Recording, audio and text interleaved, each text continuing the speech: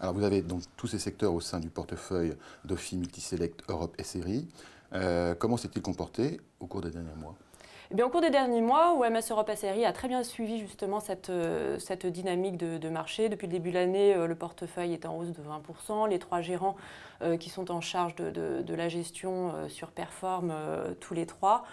Plusieurs éléments ont permis ce bon comportement, notamment le biais euro du portefeuille, puisqu'aujourd'hui on est investi à peu près à 70% sur la zone, alors que l'indice est plutôt à 50.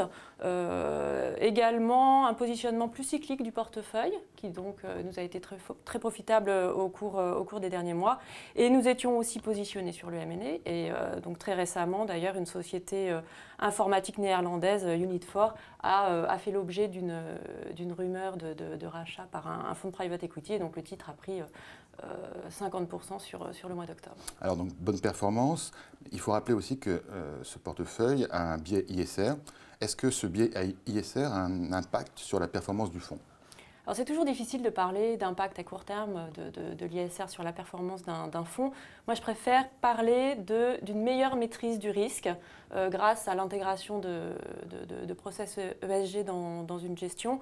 Parce qu'effectivement, se concentrer sur des sociétés qui vont avoir une meilleure maîtrise de leurs coûts environnementaux, une meilleure maîtrise de leurs fournisseurs, ça va permettre effectivement de minimiser les risques de mauvaises surprises lors des publications de résultats notamment.